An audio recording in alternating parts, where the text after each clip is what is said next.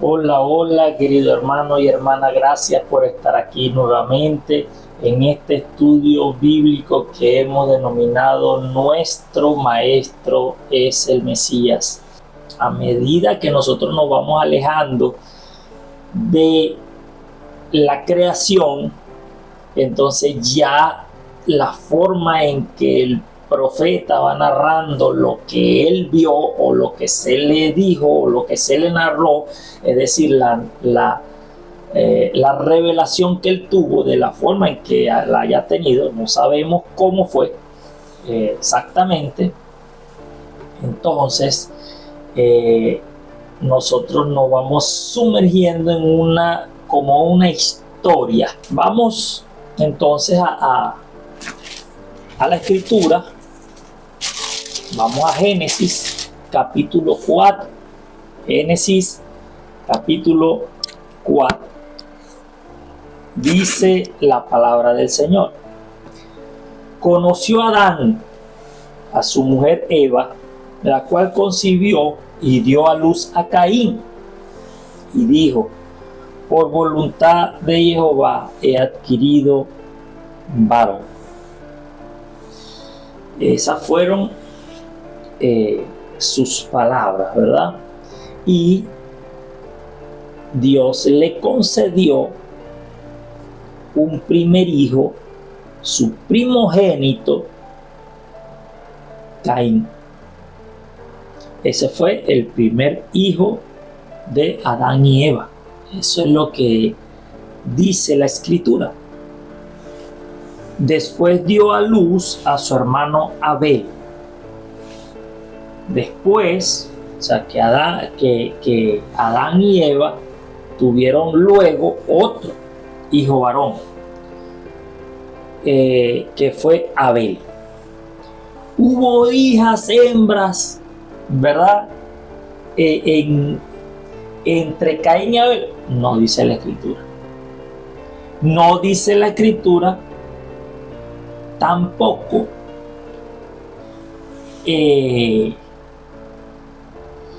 qué tanto tiempo pasó entre Caín y Abel.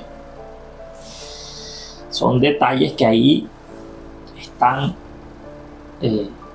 omitidos, no están dichos, ¿verdad? Y que han llamado a la especulación de muchos. Y hay que decirlo así claramente, hermano, ¿verdad? Porque ustedes van a ver después cómo es que empiezan las preguntas sobre lo que aquí se narra. Pero nadie olvide que en 6 capítulos de la escritura están resumidos 2000 años, 2000. Un tercio, que es muchísimo, un tercio de lo que nosotros llevamos, hermano, cuantificado. ¿Cómo sacamos nosotros esa cuenta? Bueno, allí en la cronología bíblica está los años que vivieron cada uno de esos primeros patriarcas y la edad que tenían cuando tuvieron su primer hijo. ¿Cuánto tiempo había pasado entre la creación y el pecado? No lo sabemos. No lo sabemos.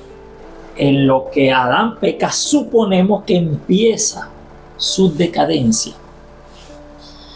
Empieza a envejecer.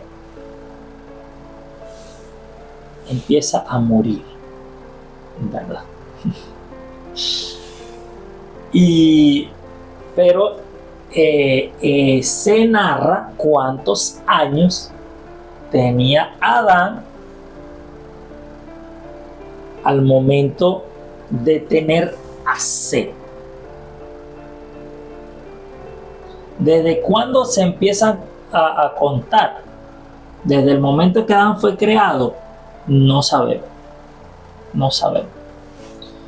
Pero sabemos que Adán, al ser creado, no pecó. O sea, no fue ese día. no fue en ese momento. Hay muchos detalles que no tenemos, muchos de esos detalles, pero lo cierto es que Eva dio a luz primeramente a Caín. No sabemos qué pasó en ese interludio, y después dio a luz a su hermano Abel. Y ellos, ¿verdad? Aquí fíjense ustedes cómo se resume todo. Aquí no se habla de la niñez de Caín, ni de la niñez de Abel, ni que ellos si se levantaron juntos, si eran unidos, si se llevaban mal. Nada de eso se dice, nada. Se resume muchísimo. Lo único que ve el profeta, que narra el profeta, que dice el profeta, que le fue revelado al profeta, fue que Abel fue pastor de ovejas y Caín fue labrador de la tierra. Entonces, están allí ejecutadas por Caín y Abel las dos profesiones, las dos formas de vida que más simbolismo ocupan en la Biblia. El pastor de ovejas, bueno, imagínense, yo no voy a hablar de eso porque sería hasta redundante en lo que ya sabemos la mayoría de los cristianos. De hecho, la mayoría de las iglesias protestantes, ¿verdad?, sus líderes los llaman pastores.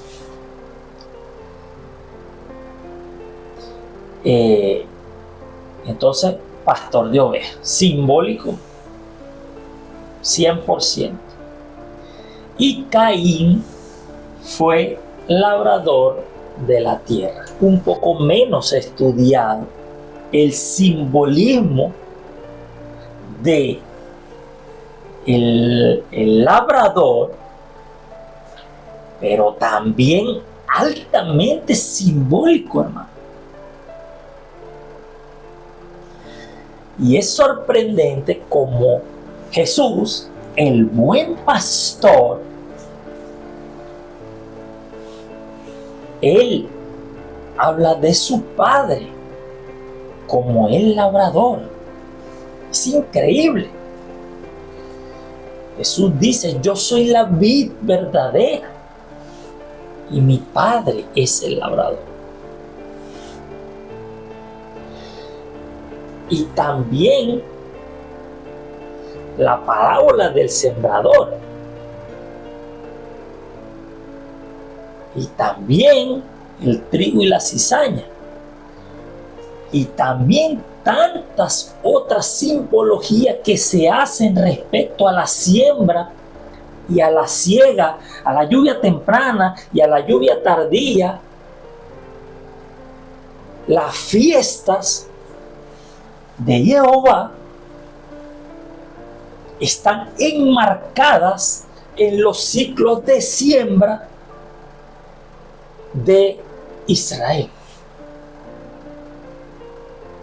No es, y tenemos que tratar de salirnos de las especulaciones que hacen corrientemente en nuestro medio. No es que esta profesión de Caín no tenga nada que ver con el plan de la salvación. Simbólicamente estoy hablando, simbólicamente. Porque sí, simbólicamente tiene mucho que ver, ¿verdad? Uno era pastor de ovejas y el otro labrador de la tierra. Y dice el versículo 3: y aconteció andando el tiempo que Caín trajo del fruto de la tierra una ofrenda a Jehová. Y Abel trajo también de los primogénitos de sus ovejas, de lo más gordo de ellas. Y miró Jehová con agrado a Abel y su ofrenda, pero no miró con agrado a Caín y a la ofrenda suya. Y se ensañó Caín en gran manera y decayó su semblante. Mira, allí van a empezar las especulaciones. ¿Por qué? ¿Por qué? Porque nosotros, en nuestro contexto, en nuestra cultura, en lo que nos han enseñado, en lo que hemos aprendido, ¿verdad? Nosotros sabemos que Cristo es el Cordero de Dios que quita el pecado del mundo. Cristo es el Cordero de Dios que quita el pecado del mundo. Y muchas personas, ¿verdad?, van a decir que como ellos conocían el plan de la salvación desde el principio, la ofrenda de Abel era la correcta porque se ofrendaba era un cordero. Eso te van a decir.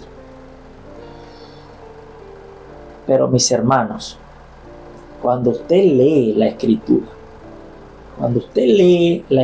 usted va a ver que no se ofrendaba únicamente cordero. Se ofrendaba cordero, se ofrendaba cabrito, se ofrendaban vacas, toros, se ofrendaba también el fruto de la tierra, frutas de árboles frutales, se ofrendaban harina, se ofrendaba cebada, se ofrendaba trigo, se ofrendaban palomitas, se ofrendaban muchas cosas, cada una de ellas con un simbolismo, cada una de ellas por orden de Dios. Cada una de esas ofrendas eran por orden de Dios. Y esas ofrendas significaban algo en el plan de Dios. Cada uno de esos sacrificios y ofrendas. Y cuando nosotros leemos el capítulo 4 de Génesis, nosotros no imaginamos a Abel llevando el cabrito y degollando, haciendo sacrificio a Jehová. Eso no es lo que dice acá, aunque puede ser. Caín llevó una ofrenda del fruto de la tierra, ¿verdad? De su trabajo, llevó fruto a Jehová. Y Abel llevó también, Abel era ganadero. Y entonces Abel llevó de los primogénitos de sus ovejas, dice la Escritura, de lo más gordo de ellas. Y en esta narrativa donde faltan tantos detalles, ese detalle de lo más gordo es importante. ¿Por qué? Porque Abel llevó de lo primero y de lo mejor.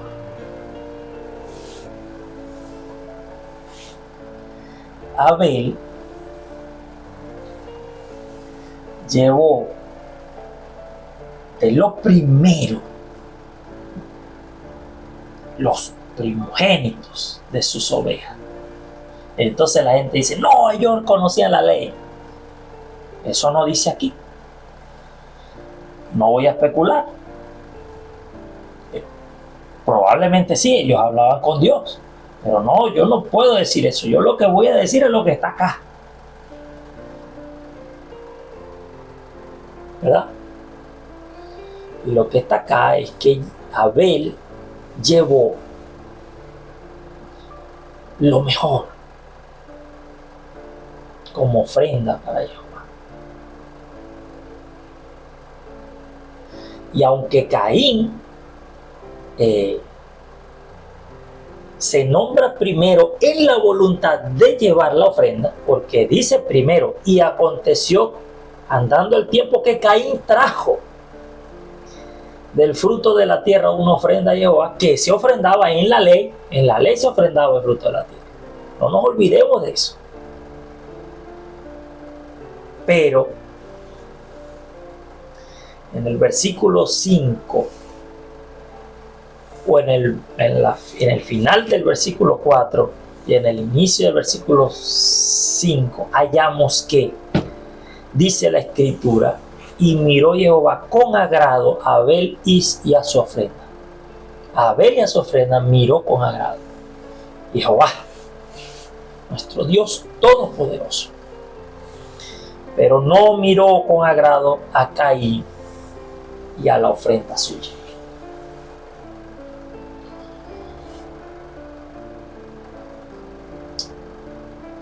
Cuando nosotros nos vamos, ¿verdad?, a los tipos de ofrenda que se entregaban a Dios por orden suya, por lo especificado en la ley de Moisés, que así la llamamos, pero sabemos que no es de Moisés, sino es dada a Moisés, a su profeta, ¿verdad?, que se la diera al pueblo escogido. Entonces hay varios tipos de ofrendas que se dan al Señor, varios tipos. Eso no lo vamos a ver hoy porque es un tema complejo y que nos va a llevar bastante tiempo. Cuando lleguemos allá ya lo abordaremos de alguna manera. El tema es que cuando nosotros vamos al cumplimiento de la letra de la ley, hay muchas personas que piensan que como yo estoy dando lo que Dios me está pidiendo en la letra, entonces Dios tiene que aceptar mi ofrenda. Y eso lo estoy diciendo, hermano, en el mejor de los casos.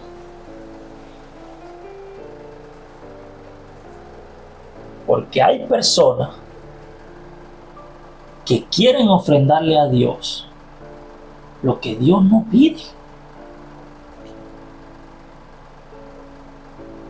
Hay personas que quieren ofrendarle a Dios lo que Dios no te está pidiendo. Y de paso quiere que Dios le acepte la ofrenda.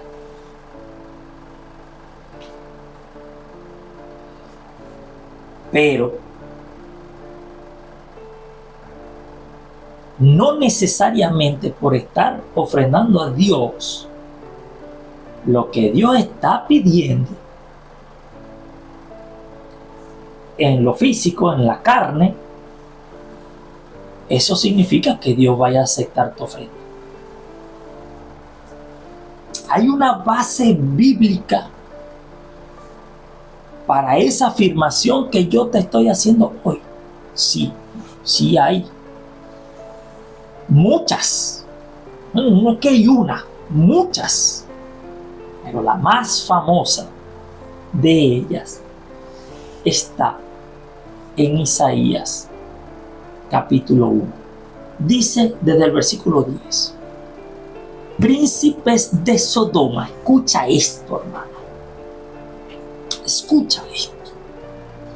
Porque tú y yo sabemos de Sodoma y Gomorra. Y lo que Y como empieza hablándole aquí en Isaías capítulo 1, versículo 10, les empieza hablando a esos, ¿verdad? Le llama príncipes de Sodoma. Es tremendo esto. Príncipes de Sodoma, oíd la palabra de Jehová. Escuchad la ley de nuestro Dios, pueblo de Gomorra.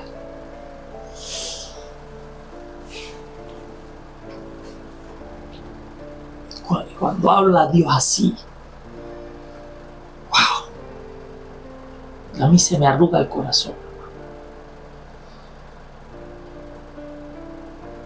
Porque realmente a veces nosotros pensamos que Dios no se ofende. Nosotros pensamos que Dios es tan misericordioso que cualquier cosa que yo haga, Él la va a pasar por alto. Pero fíjense cómo habla aquí. ¿Para qué me sirve, dice Jehová, la multitud de vuestros sacrificios? Además que le dice a ese pueblo descarriado, príncipes de Sodoma, pueblo de Gomorra, así le habla a ese pueblo descarriado. ¿Ah? A esos que por la sangre eran el pueblo escogido, ¿no? Por la carne. Pero al desviarse, ya no son el pueblo de Dios. Y no hablo del pueblo en general, porque si hablo del pueblo en general, en ese pueblo hay hijos de Dios.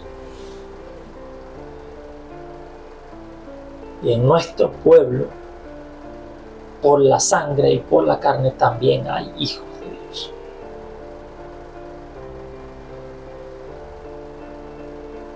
Algunos somos por el Espíritu de Israel,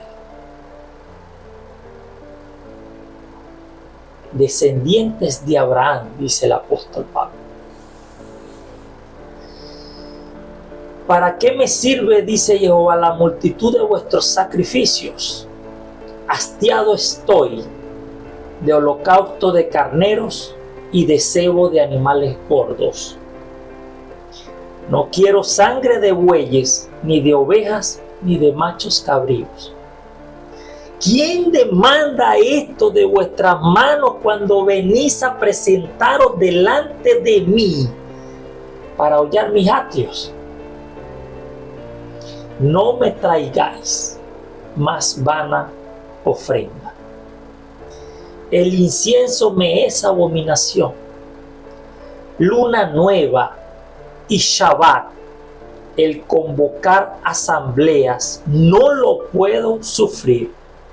Son iniquidad vuestras fiestas solemnes.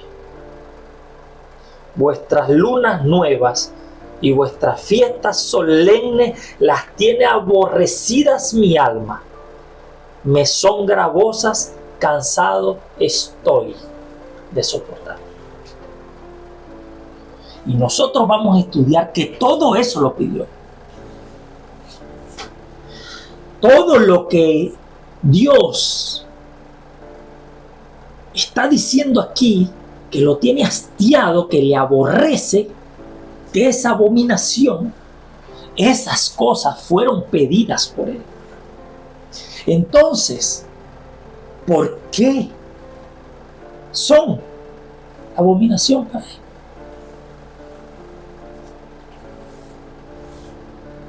¿Por qué no las acepta si Él las pidió? ¿Por qué? Sigamos leyendo. Cuando extendáis vuestras manos, yo esconderé de vosotros mis ojos. Extender las manos, para los que no saben o no conocen la expresión, así con las manos extendidas oraban los hijos de Israel.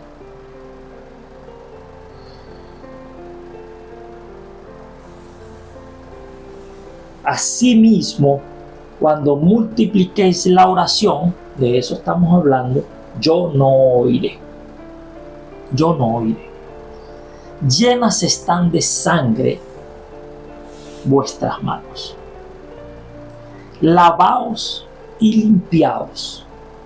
Quitad la iniquidad de vuestras obras delante de mis ojos. Dejad de hacer lo malo. Aprended a hacer el bien. Buscad el juicio. Restituid al agraviado. Haced justicia al huérfano. Amparad a la viuda. Venid luego, dice Jehová, y estemos a cuenta. Dios te está pidiendo que tú cumplas con lo que Él te está pidiendo, pero limpios en espíritu, limpios en la verdad, en la misericordia, en la piedad. Lavaos y limpiaos. No Él.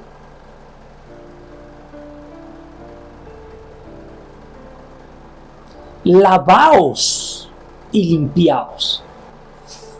Arranca lo malo y escoge el camino del bien. ¿Verdad? Venid luego, dice Jehová, y estemos a cuenta. Si vuestros pecados fueren como la grana. Y aquí es donde está el secreto de todo.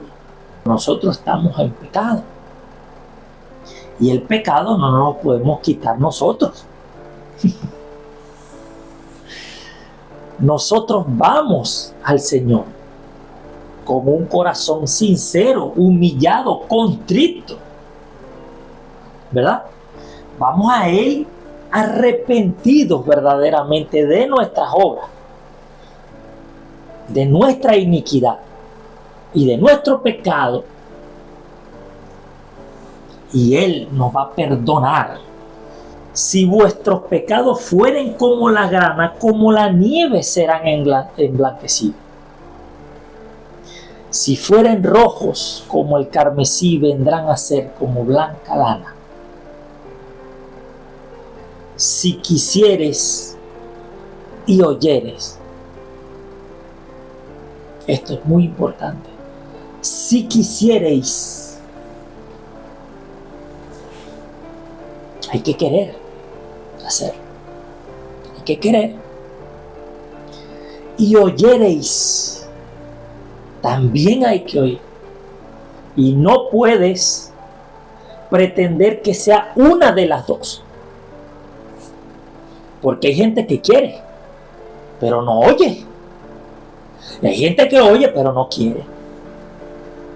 Y el Señor lo que te está diciendo es que si quisiereis y oyereis las dos cosas, ¿verdad? Comeréis el bien de la tierra. Si no quisiereis y fuereis rebeldes, seréis consumidos a espada, porque la boca de Jehová lo ha dicho. Entonces, mis hermanos, no es la ofrenda,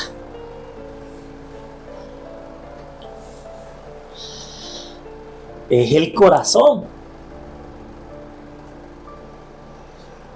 no es la ofrenda.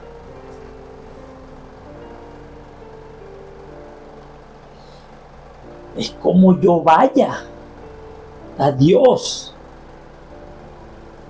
Lo físico no es lo físico. Lo físico es un símbolo, hermano. Mire, y yo no me voy a cansar así me ponga cansón, no me voy a cansar de repetírselo, hermano.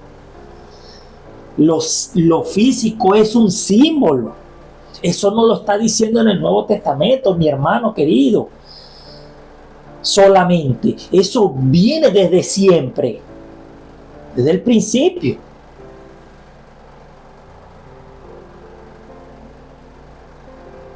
Lo físico termina siendo simbólico. Lo físico termina siendo un reflejo de lo espiritual.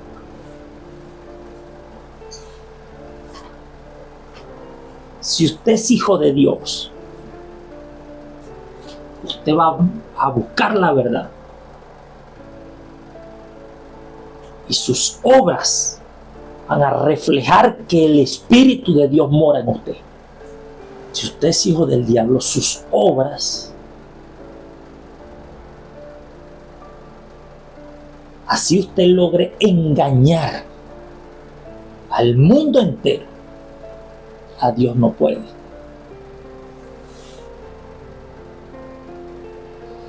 Esa ofrenda el Señor no la acepta. Si su corazón está corrompido, así el acto que usted haga sea de un pretendido benefactor piadoso y justo, su corazón no puede engañar a Dios y Dios no acepta esa ofrenda.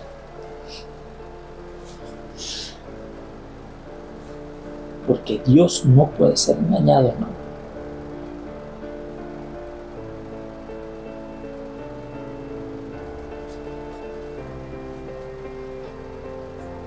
Por eso es que la salvación no es por obra, hermano.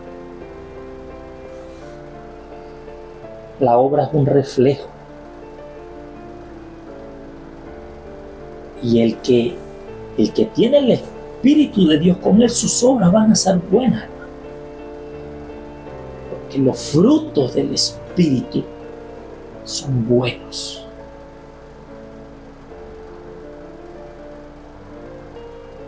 ¿Verdad? Son buenos. Los frutos del Espíritu Santo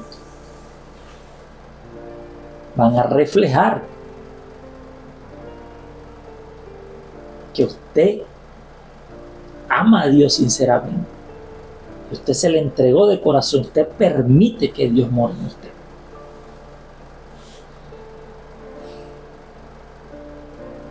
Ahora, una persona puede hacer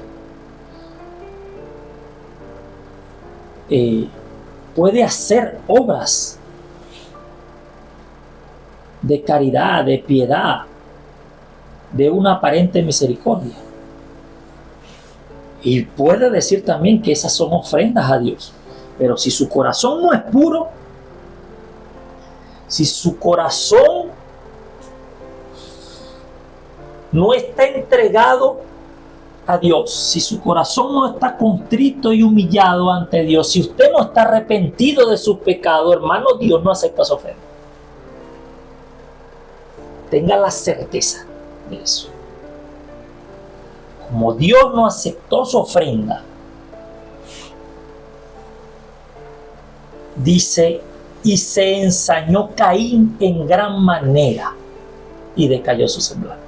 Su bravo, porque Dios no había aceptado su ofrenda. Molesto, porque para algunos de nosotros Dios tiene que hacer nuestra voluntad. Para algunos de nosotros, Dios tiene que aceptar lo que yo le dé. Para algunos de nosotros, Dios me tiene que recibir como yo soy. No, bueno, yo soy así. Yo creo en Dios a mi manera. No me preocupo para nada en presentarme ante Dios limpio, hermano. Para nada. Yo sé que yo no me voy a poder vestir por mí mismo de la vestidura necesaria para ser propicio para estar ante la presencia de Dios, pero por lo menos trato, hermano. Trato de estar limpio.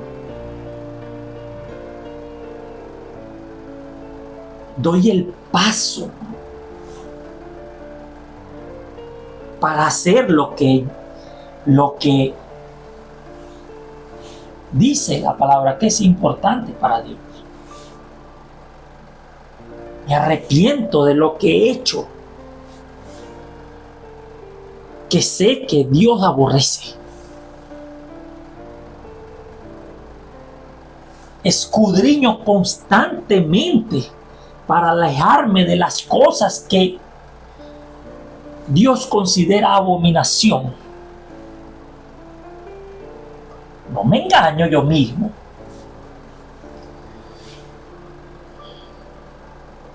No me descuido.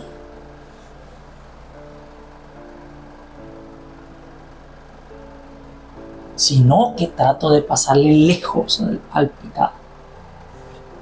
Lejos. Si hay algo que medianamente puede ser ofensivo al Señor, lejos de eso, hermano, lejos de eso. Con todo lo que cuesta. Pidiéndole a Dios que nos ayude a superar las tentaciones, porque van a estar. Eso es una garantía. El diablo te va a atacar por todos lados, ¿no? Y nosotros,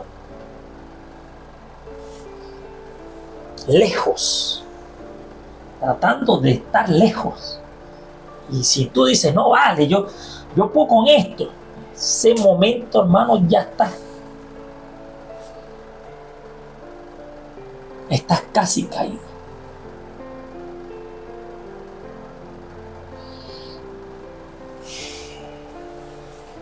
Entonces Jehová dijo a Caín, versículo 6, ¿por qué te has ensañado y por qué ha decaído tu semblante? ¿Verdad? ¿Por qué te has ensañado y por qué ha decaído tu semblante? Y la forma en que él se molesta dice mucho de su carácter. Orgulloso, egocéntrico, ¿verdad? Orgulloso. El orgullo, cosa que aborrece Dios, la soberbia, hermano. Y en vez de ver por qué Dios acepta la ofrenda de su hermano y la de él no, entonces se ensaña, se enfurece.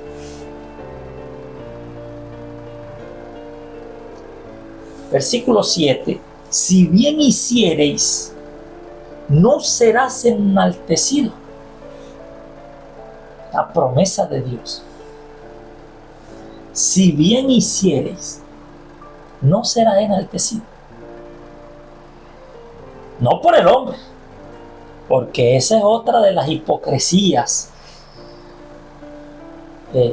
o de la falsa doctrina que intentan algunos llevarle a la iglesia de Dios. No enaltecido por el hombre, enaltecido por Dios. Porque nuestra recompensa es eterna, nuestra recompensa no es vana. Y si no hicieres el bien, el pecado está a la puerta. Con todo esto, a ti será su deseo y tú te enseñorearás de él. Yo no sé si ustedes se acuerdan de esta expresión, pero esta expresión es la misma que utiliza Dios con la mujer cuando le está diciendo las consecuencias. En el versículo 16 del capítulo 3 de Génesis dice: y tu deseo será para tu marido y él se enseñoreará de ti. Y fíjate tú lo que le dice a Caín con respecto al pecado: con todo esto a ti será su deseo. Escucha, es una expresión parecida, pero al contrario. A ti será su deseo y tú te enseñorearás de él. Casado con el pecado. El hombre unido con el pecado. El hombre unido con el pecado como se une con la mujer. Después de esta reprensión, hermano, que en un corazón bueno, en un corazón como el de David, ¿verdad? Esta reprensión pudo haber tenido un efecto positivo si Caín se hubiese humillado ante Dios. Pero no. Pudo más el orgullo, pudo más la soberbia, pudo más la rebeldía, el despecho. Cualquier sea el sentimiento que tú te imaginas para rebelarte contra Dios. Y en el versículo 8, el profeta ve como dijo Caín a su hermano Abel: salgamos al campo.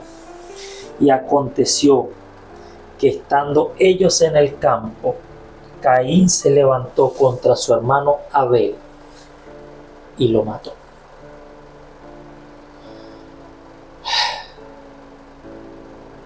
Sí, mi hermano. El primer asesinato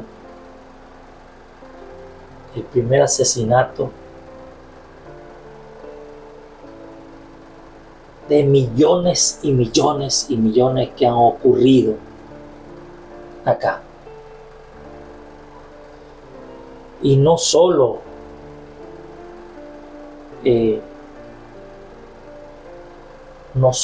un asesinato cualquiera, sino que, mis hermanos, Cristo llama a Abel justo.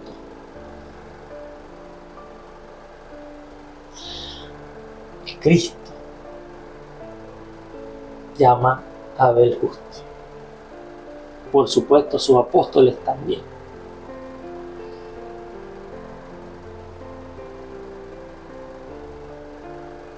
Abel el justo. En una justicia que solo comprende la mente del Creador, que nosotros solo lo podemos ver acá en esta corta narrativa del capítulo 4 del libro de Génesis, donde vemos a Abel únicamente llevándole a Dios como ofrenda lo mejor que tenía.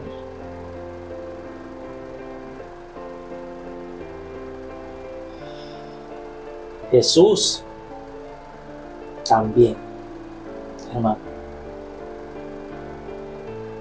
ofrendó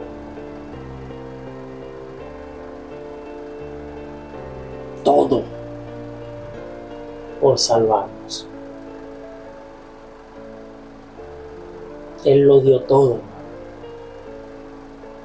Él lo dio todo. Se despojó de la gloria que tenía junto a su Padre y vino acá a morir por ti y por mí. Que Dios te bendiga.